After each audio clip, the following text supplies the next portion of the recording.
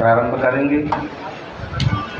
अब आप भले देर से आए, लेकिन साधु तो देखो लगभग सभी आ गए, शशांक सागर से लेके और निशिंत सागर, शिवप्रकाश सागर, और श्रावक चले आ रहे हैं, माता जियां भी।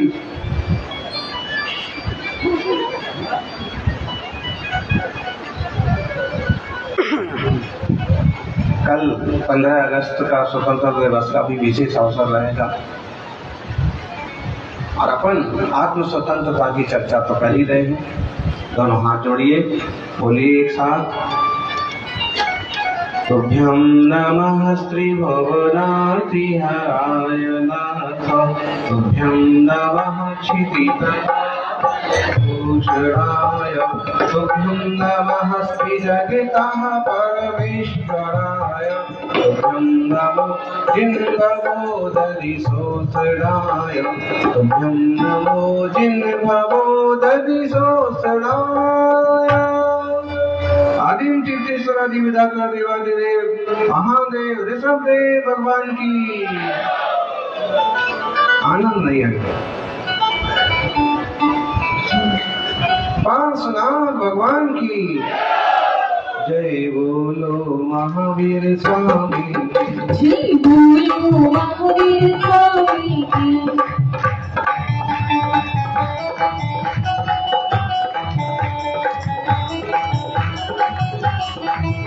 घट घट के अंतर्यामी की, घट घट के अंतर्यामी की, बोलो महावीर स्वामी।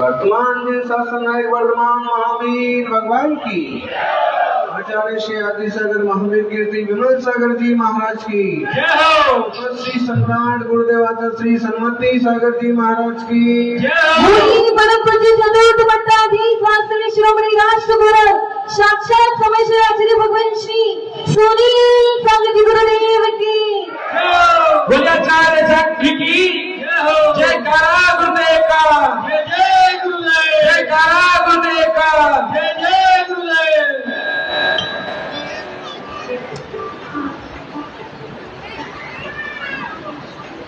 मंगलमय जीवन हो,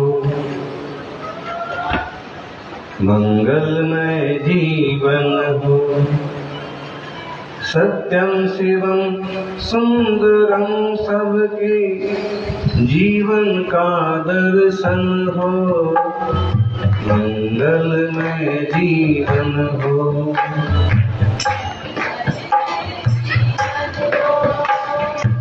सत्यम शिवम सुंदरम सबके जीवन का दर्शन हो, मंगलमय जीवन हो।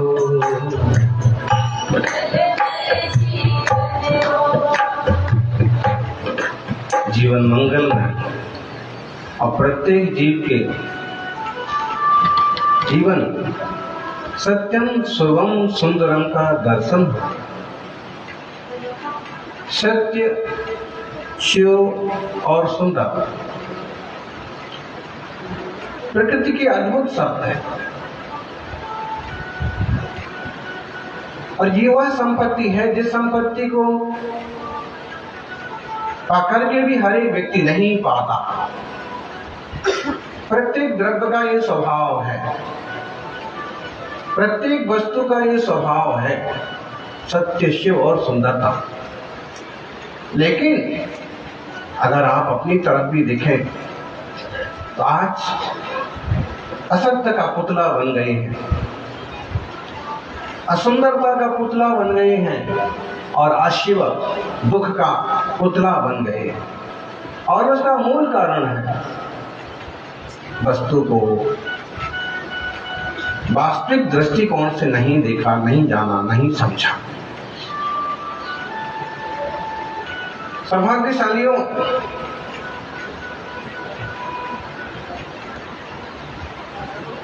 पर को पर और स्व को स्व मानना अति आवश्यक है। दुनिया में जबरदस्त पागलपन है, एक एरिया बनाते हैं, एक ढांचा बनाते हैं और उसे अपना मानने लग जाते हैं। देह को तो अपना मानते ही हैं लोग, दुनिया में जगह को, घरों को, मकानों को, दुकानों को भी अपना मानते हैं और इनके पीछे दंगा फसाद तक हो जाते हैं। लेकिन आप जो बुद्धिमान कहलाते हैं और जरा जरा सी चीज के लिए लड़ मरते हैं, जबकि पदार्थ तो कोई किसी का होना नहीं। एक छोटा सा किस्सा सुना था, एलओसी पर भारत पाकिस्तान की सीमा पर एक पागल खाना था। पागल खाना था। पागल खाना भारत में जाएगा कि पाकिस्तान में जाएगा?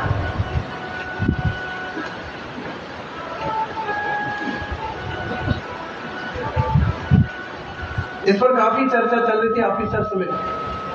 और फिर एक बार उन्होंने निश्चय किया कि ऐसा करते हैं, जो हिंदू पागल हैं उन्हें भारत में ले आते हैं और जो मुसलमान पागल हैं उन्हें पाकिस्तान में भेज देते हैं। और पागलों के बीच गए और उनसे कहा कि देखिए, हम लोगों ने एक निश्चय किया है कि आप यहाँ कब तक रहेंगे, सीमा पर कब तक पड़े रहेंगे और आपकी व्यवस्थाएं भी ठीक से बन नहीं पाती हैं। इसलिए जो हिंदू हैं वो अपने हाथ खड़े कर दीजिए, भारत में आ जाए। मुसलमान हैं वो अपने हाथ खड़े कर दीजिए, पाकिस्तान में चले जाएंगे। जब भारत का विभाजन हुआ था और ऐसे ही तो हुआ था, एक अच्छा खासा प्राचीन यह देश 2-3 टुकड़ों में बट गया था। आप लोग इस तरफ आ जाइए और बाकी लोग उस तरफ चले जाइए, हाथ खड़े कीजिए पहले। और कहने के बाद भी किसी ने हाथ खड़ा नहीं किया। दूसरी बार कहा, तीसरी बार कहा तो भी हाथ खड़ा नहीं किया। ऑफिसर्स ने कहा कि भाई आप लोग समझ रहे हैं बात को? उन्होंने कहा बात तो हम समझ रहे हैं, लेकिन ना हम हिंदू हैं ना हम मुसलमान हैं, हम तो सिर्फ इंसान हैं, इंसान। ऑफिसर्स को पागलों की बात समझ में नहीं आई और तब भी समझ में नहीं आई और आज भी। महावीर स्वामी यही तो कह रहे हैं कि ना हम पुद्गल हैं, ना हम जड़ हैं, ना हम देह हैं, हम तो चैतन्य भगवान हैं।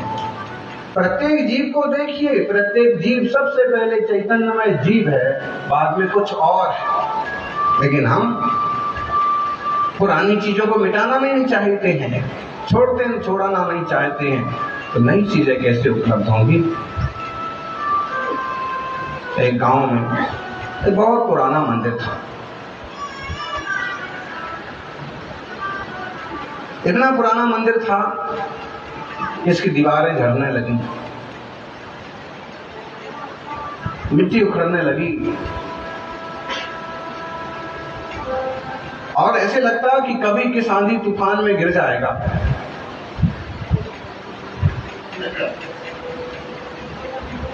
पंच इकट्ठे हुए और पंच जो है मंदिर के बाहर एक पेड़ के नीचे बैठे। क्यों? क्योंकि पंचों को भी खतरा था कि मंदिर में बैठे हो तभी मंदिर गिर गया तो।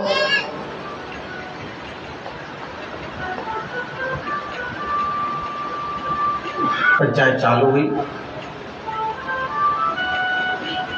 एक निश्चय हुआ कि मंदिर बहुत पुराना हो गया है और इसे गिराना पड़ेगा। तो पहला प्रस्ताव पारित हुआ, मंदिर को गिराना है।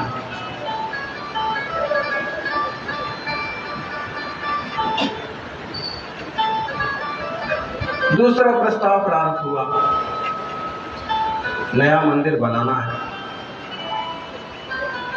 तीसरा प्रस्ताव पारित हुआ कि नई सामग्री और सामग्री कहां से लाएंगे, इसलिए सब कुछ वही पुराना वाला सामान लगाना है। यहां तक तो कुछ समझ में भी आ गया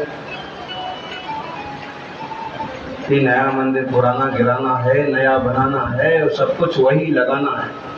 लेकिन चौथा प्रस्ताव और पंचों ने पारित कर दिया, जब तक नया मंदिर ना बने तब तक पुराना नहीं गिराना है।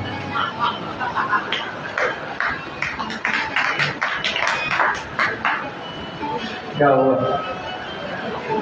आपके मंदिर की थोड़ी बात है, दूसरे लोगों की बात है।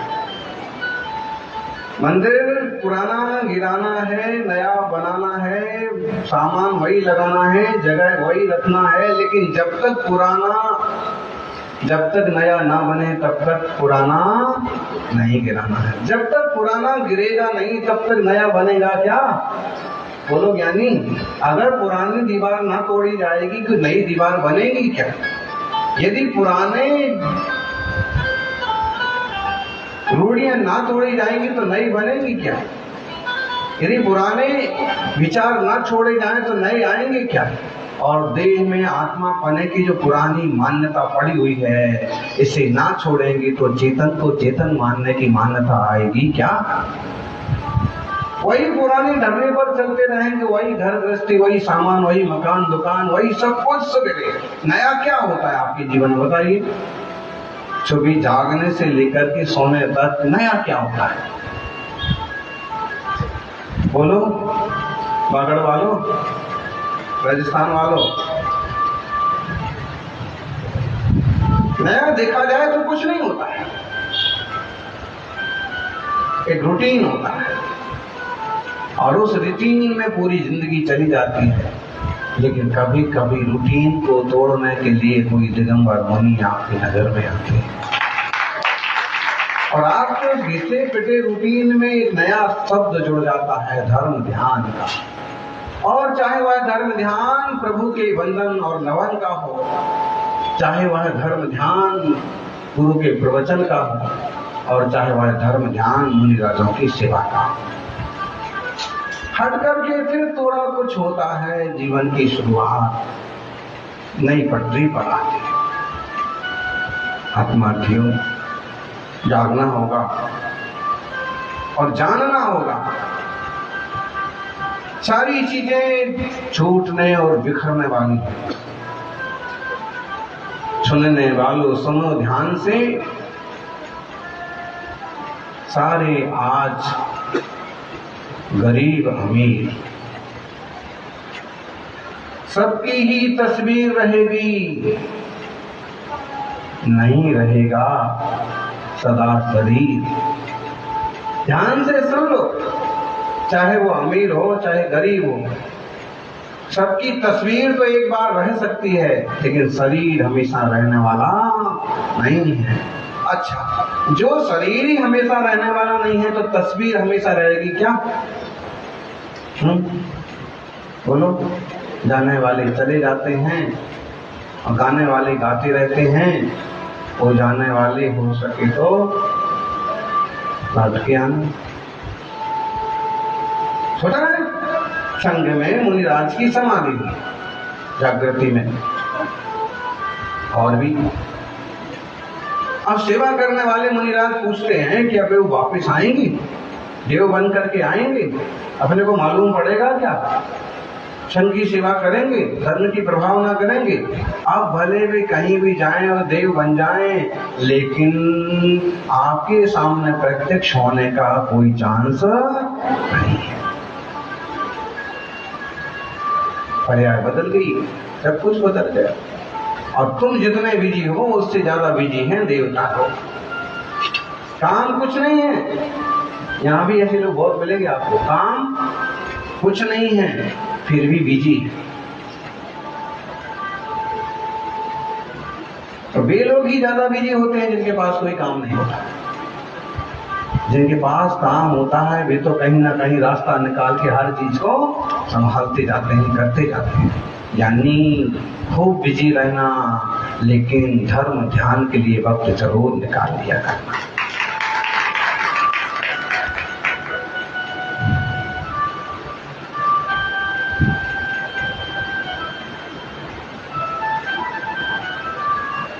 विकारों की, भोगों की, वासना की दुर्गंध मिटे तो साधना की सुगंध आए।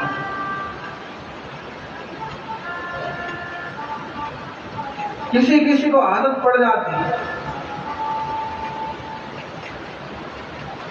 मछलियों के जाल में बीच में रहने वाले मछुआरे को बिना उस दुर्गंध की नींद नहीं आती। और ऐसे हुआ, फूल मार्केट में एक मछुआरा निकल पड़ा और फूल मार्केट में विश्राम करने का मौका मिला, लेकिन उसे नींद नहीं आई। क्यों नहीं आई? क्यों नहीं आई? आदत वो पड़ी है। ऐसे ही कई सारे लोग हैं कि अगर वे फूल मार्केट में आ जाए ना, जिनालय में आ जाए, समावसरण में आ जाए, धर्म सभा में आ जाए, तो धर्म सभा में भी उन्हें शांति नहीं समझ में आती। उन्हें अशांति में ही ऐसे लगता है कि वो ही ठीक है। क्यों? आदत क्या पड़ी है? प्रदूषण की। जिन लोगों को पोल्यूशन की आदत नहीं है, प्रदूषण की जिन्हें आदत नहीं है, और प्रदूषण में जाकर के परेशान हो जाते हैं। और जिनको प्रदूषण की आदत है वो प्राकृतिक वातावरण में जाके परेशान हो जाता है। दिल्ली में आपको क्या मिलेगा? Pollution and population. और क्या मिलेगा? लेकिन उसमें भी कोई भाग्यशाली जीव हैं कि धर्म ध्यान के लिए वक्त निकालते हैं। सज्जनों,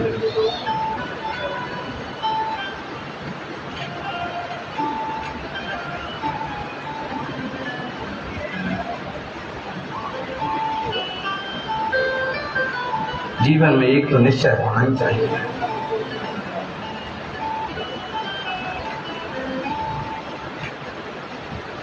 एक तो संकल्प होना ही चाहिए कि ना होटल जाएंगे, ना कहीं घूमने जाएंगे, जब भी मौका मिलेगा धर्म ध्यान में बिताएंगे। तो जरूरी है। जीवन जितना सादा होगा तनाव उतना आधा होगा, और जीवन जितना उलझनों भरा होगा तनाव उतना ज्यादा होगा। समय सार सिखाता है जीवन सादा जियो।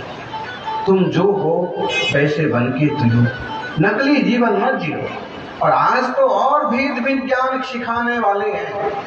अभी तो सिर्फ एक कहा था, अरस मरूब मगंधम अब्बतम चेड़ा गुणम सद्दम जान मलिंग ग्रहणम जीवम निर्दिष्ट संधानम।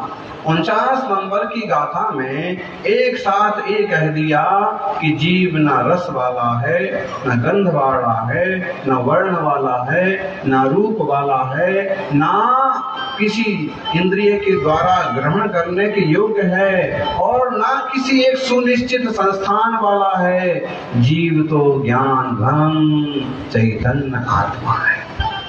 ऐसा चिंतन कौन कौन करता है आप में?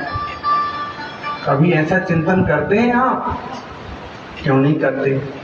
हम जो हैं उसी का चिंतन क्यों नहीं करते?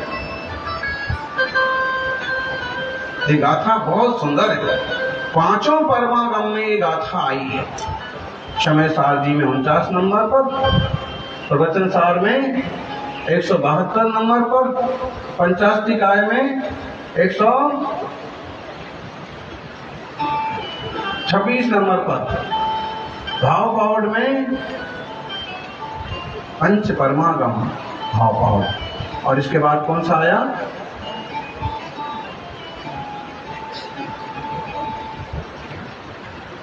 पंच परमागम, समय सार, प्रवचन सार, नियम सार। नियम सार में भी गाथा 40 नंबर पर, अष्ट बावट, पंचाष्टिकाय, सबों में गाथा है। क्यों है ये गाथा सब में? बोलो सभी, आप बोलिए। अरस मरूपमगंधम अव्यक्तं चेदनागुणमसत्तं जाणवलिंग गहनम्।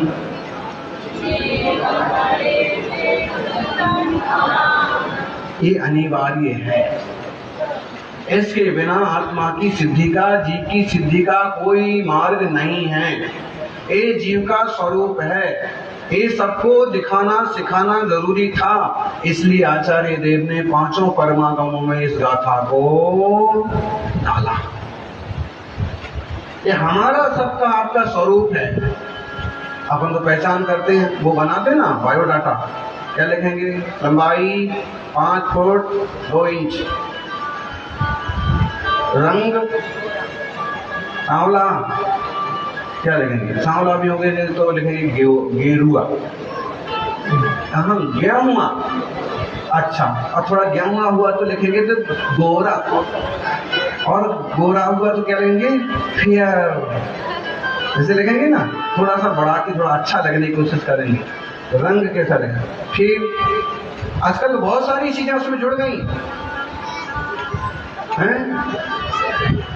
अगर सारी चीजें जोड़ी जाएं, दांत 32, आंखें 2, कान, बाल घने लंबे काले की टकले गंजे, क्या लगेंगे?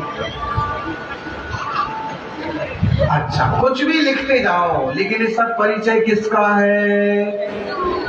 बोलो बोलो ज्ञानियों, किसका है सब परिचय? है? उम्र भी लिख दो उसमें, स्फूर्ति भी लिख दो उसमें, पसंद भी लिख दो उसमें। कौन सा रंग पसंद है इनको? है? अगर उसमें रेड रंग भी दिया, कौन सा रंग पसंद है? रेड नहीं, रेड रंग पसंद है। और अगर रेड रंग भी दिया, और अगर उसको मान लीजिए पसंद में रेड रंग जरूर होगा, लेकिन अगर उसकी थाली में हर चीज रेड रंग की परोसी जाए, तो अगर उसको पद मान लीजिए उसको पसंद है पीला, है ना? आदमी ऐसे पसंद दिखाते जरूर है, लेकिन वास्तव में कोई एक रंग पसंद नहीं होता है। और रंग किसके हैं? खुदगल के हैं। पसंद करने वाली तुम्हारी आंखें भी खुदगल की हैं। जानने वाला चैतन्य वह हमें। अगर तुम्हें एक ही रंग पसंद है तो वो आजकल मैचिंग मिलाते हैं ना, मैचिंग कितनी भी मिलाएं, लेकिन बाल तो काली रखने की कोशिश करते हैं। और अगर उसमें कहीं सफेदी आ गई है, सफेद रंग पसंद है, लेकिन बालों में कहीं सफेदी आ गई तो कौन सा रंग पूछते हैं? सबसे बड़ा व्यापार आजकल कौन सा है मालूम है आपको?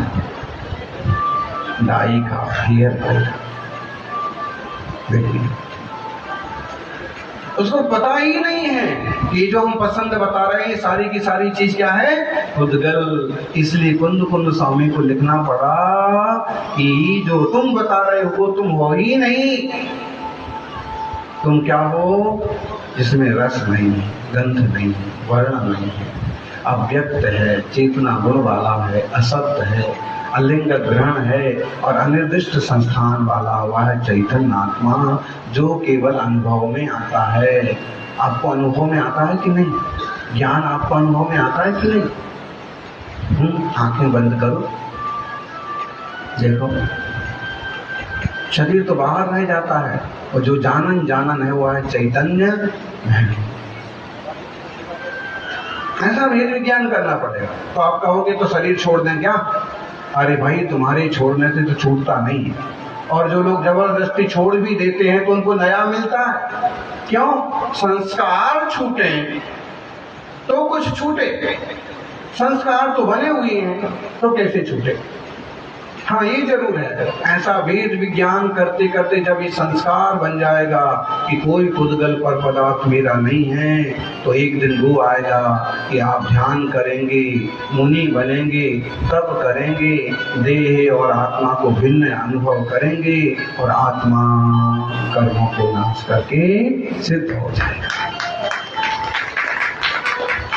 इसी को खोल खोल करके अब और गाथाओं में बता दें।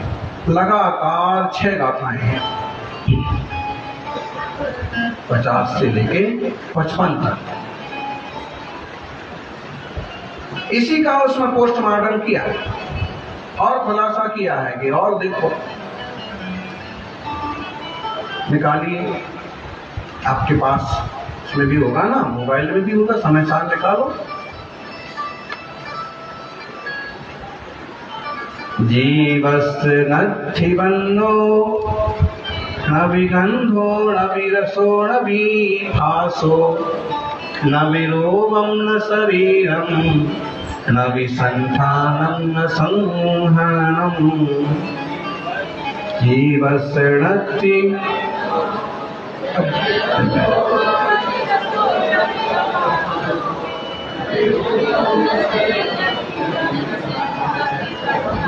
ऐसा बोलना है, पूरी भक्ति से बोलिए, पूरी मस्ती से। जीवस्य नच्चिरागो न विदोषो ढेयो विद्यते मोहो नोपच्चयाणकं मम लोकं मम चाविषे नत्थि। आगे वाली 51 नंबर है।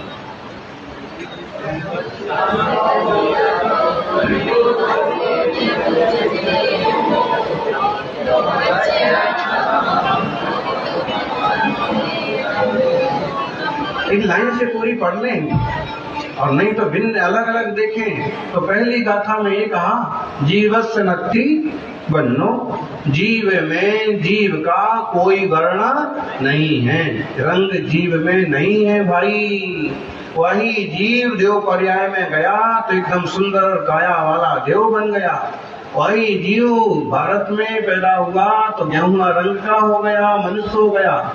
और मनुष्य पर्याय में अगर दक्षिण अफ्रीका में पैदा हो गया तो कौन सी क्रीम लगाएंगे बताइए? अगर अमेरिका में पैदा हो गया तो उसको वहां की योग्य पुद्गल परमाणुओं से रचा हुआ शरीर मिला, और वहां की प्रकृति, उसके मौसम आदि के हिसाब से उसका रंग वैसा हो गया। यही देख लो, जो लोग एसी में बंद रहते हैं वो एकदम गोरे गोरे हो जाते हैं। और मुनिराजों को देखो, वे कितने ही गोरे परिवार से आए हो। वैसे गोरों को तो अपने भारत से भगा दिया था 1947 में, फिर भी कुछ गोरे जो हैं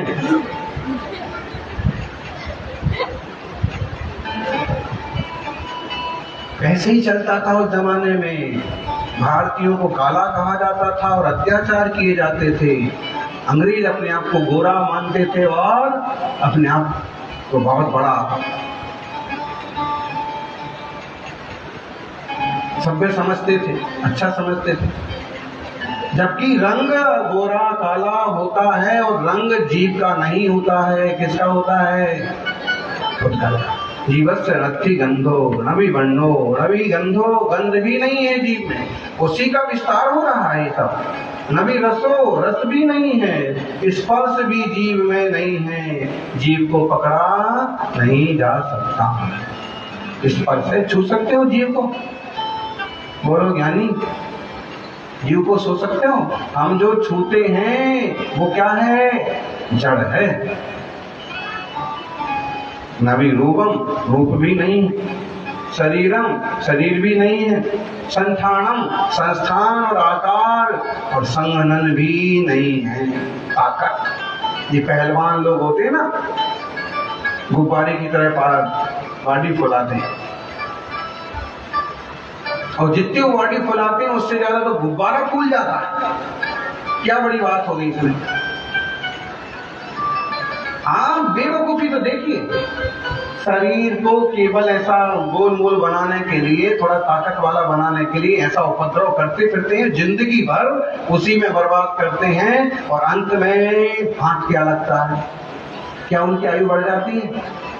क्या वो 200-400 साल जीते हैं? और क्या वो 80 साल के होने के बाद भी उसी तरह से पावरफुल रहते हैं? और दुर्दशा हो जाती है। अगर उसी देह से ऐसा सब किया होता तो मेरा पाप हो जाता। और क्या बोलते हैं 6 जिम जाएंगे भाई, जिम मत जाओ, जिम मंदिर जाओ।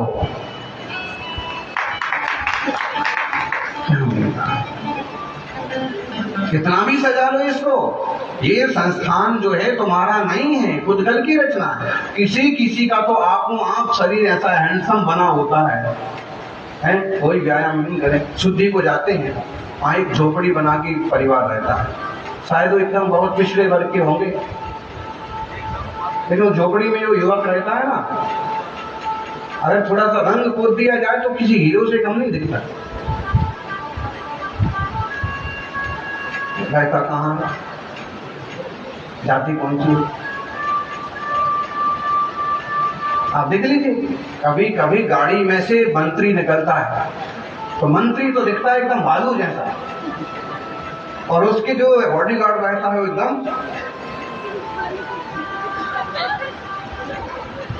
देखा कभी हम? हाँ, इतना बड़ा पेट ऐसे लटकते झटकते आ रहे हैं।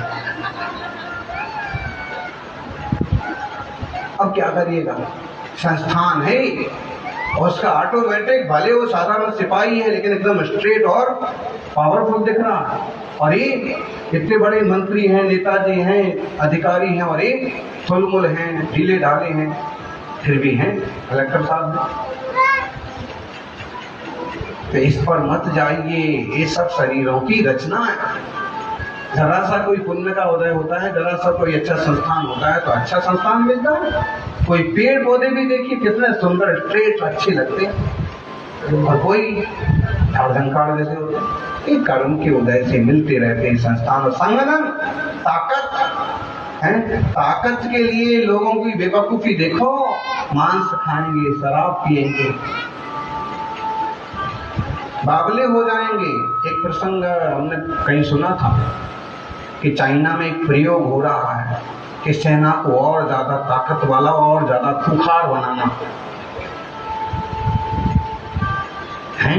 पाकिस्तान में तो ऐसे रद्दी गंदे लोग हैं कि भारतीय सेना पर अटैक किया और 2-4 लोगों की गर्दन काट दी।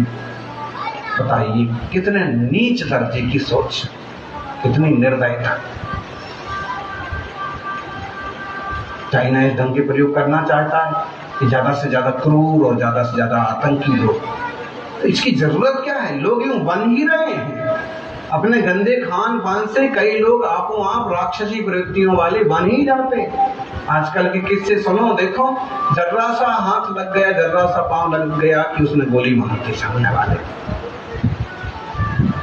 10, 20, 25 रुपए का, 100, 50 रुपए का ही लेन देन था, लेकिन हत्या कर दी।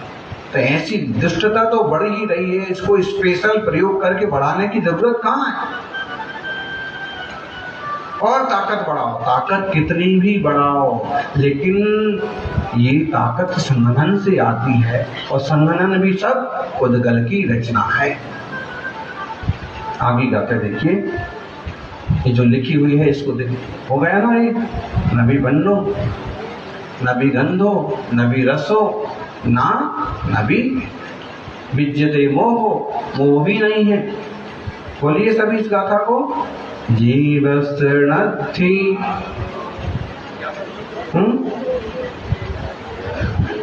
जीव में राग नहीं है। नबी दोषो नेव विद्यते मोहो, जीव में द्वेष भी नहीं है और ना मोह है। समझ में आ रहा आप लोगों को? आप कहोगे फिर हमें क्यों है, राग भी है हमें, तो द्वेष भी है हमें, मोह भी है। बहू जब नई आई थी तो बहुत राग था। बहू आई है, पाँव दबाएगी, खाना बनाएगी, सब काम करेगी और हम सास जी आराम से विश्राम करेंगे। और 2-4 दिन तो ठीक ठाक चला, तब तक तो खूब राग रहा।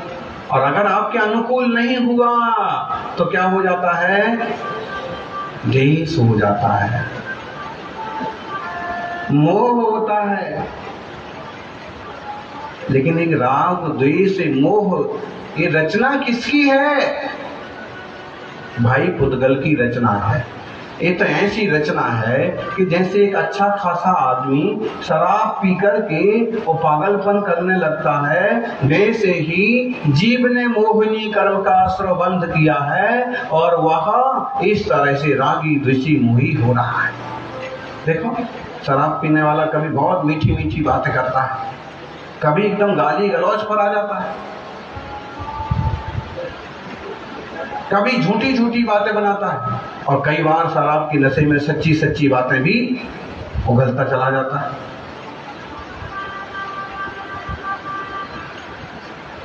लेकिन उसकी झूठी बातों पर भरोसा नहीं होता है और सच्ची बातों पर भी। ऐसे ही यह जीव का हाल हो रहा है। ये राग द्वेष मोह जीव के स्वभाव नहीं है, विभाव है। ना प्रत्यय, प्रत्यय माने कर्म के आश्रय के कारण, और ना कर्म और ना नो कर्म, ये सब भी जीव के नहीं है। फिर जीव और क्या नहीं है? देखिए, जीव शरणि बग्गो न बग्गणारेयो खड्डया के नो अज्जप पठाना देवय अंभाग खानी।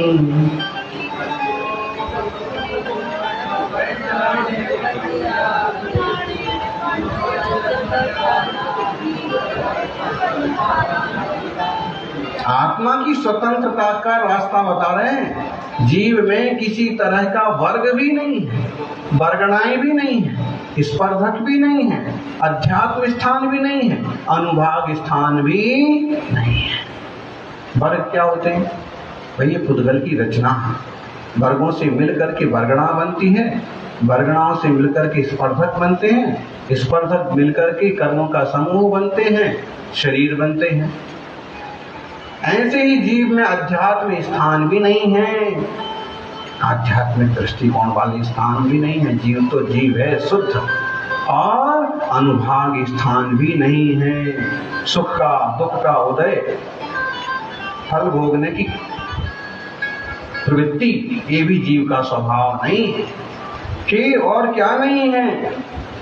एक गाथाएं तो कर ही लेते हैं, बोलिए। जीव शरणि के जो ठाणा बंद ठाणा लेवय उदय ठाणा नमग्न ठाणया के।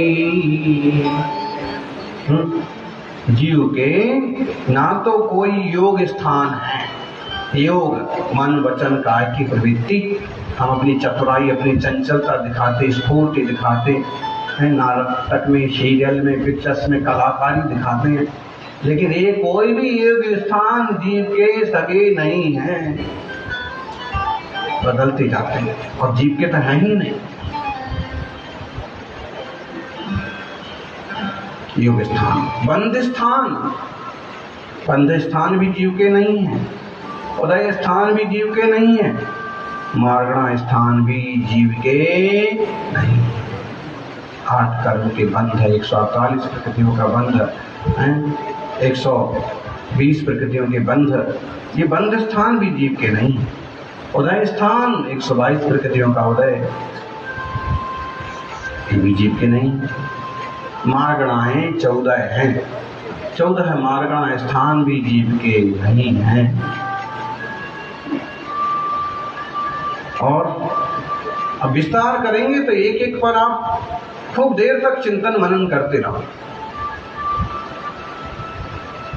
कोई भी गति, कोई भी इंद्रियां कई इंद्रिय चकाए, ये सब विषय आएगा। ये सब भी जीव के नहीं है। नोठिदि बंध ठाणा जीवस्य न संक्लेश ठाणा वा नेव विसोहि ठाणा नो संजम रद्धि ठाणा वा। नोठिदि बंध ठाणा, स्थिति बंध के स्थान जो है, स्थितियां बंधती हैं। आपने किस कर्म की कितनी स्थिति बांध रही है और कौन से आप भोग रहे हैं, इस पर ध्यान दो। कौमटसार कर्मकांड जैसे ग्रंथ का भी कभी स्वाध्याय करो तो मालूम पड़ेगा कितने तरह के कर्म हैं, कितने तरह की स्थितियां हैं, कितने तरह के उनके उदय आदि हैं। नोठिदि बंध ठाणा जीवस्य न संक्लेश ठाणा, जीव के कोई संक्लेश स्थान भी नहीं है। जब जीव के स्वभाव में संक्लेश स्थान नहीं है तो हम क्यों संक्लेशित होते रहते हैं, क्यों दुखी होते हैं? विभाव, वर्तमान की पराधीनता। न्यो विसोहि ठाणा, कोई विशुद्धि स्थान भी जीव के नहीं है। ना गुण ठाणा अति जीवस्व, और कोई गुण स्थान भी जीव के नहीं है। बोलो ज्ञानी गुण स्थान कितने होते हैं? कितने होते गुण स्थान?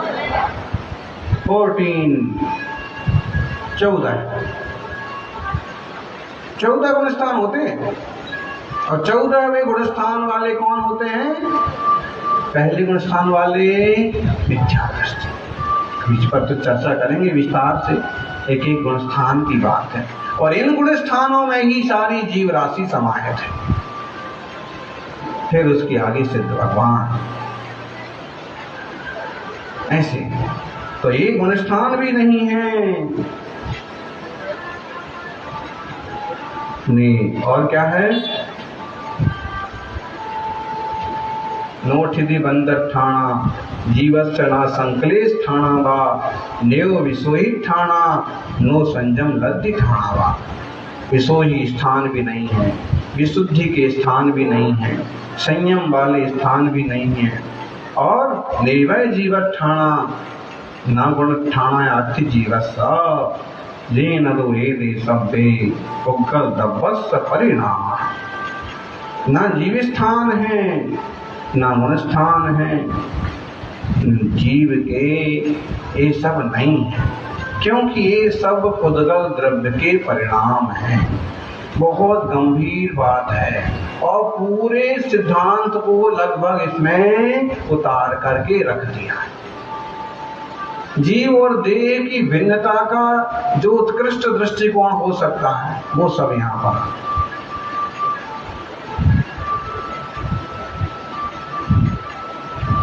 सौभाग्यशालियों, गुण स्थान, जीव स्थान, मार्गना स्थान, इन सबों को अपन समझें। अभी तो गुणस्थान शब्द ही कहो पहली बार सुना हो कुछ लोगों ने। गुणों का स्थान आत्मा के विकास का थर्मामीटर। कितना विकास हुआ है आपका, कितनी निर्मलता बढ़ी है, इसको नापने का थर्मामीटर है गुणस्थान। जिनवाणी समझना, दुनिया की सारे शास्त्र पढ़ लो तो कोई लाभ हो ना हो, लेकिन जिनवाणी का स्वाध्याय करोगे तो जरूर लाभ होगा। जिनवाणी अंतर्मुख होने की बात करती है, पर द्रव्य से भिन्न अपनी चेतना को पहचानने और पकड़ने की बात करती है। ढेर सारे प्रश्न आपके मन में आ रहे होंगे, तो फिर ये सब क्या है, फिर हम क्या करें? इसी पर समय सार की चर्चा चल रही है। धीरे धीरे अनेक प्रश्नों के समाधान होंगे और आप भी एक दिन भगवान होंगे। जय बोलिए 24 तीर्थंकर भगवान की।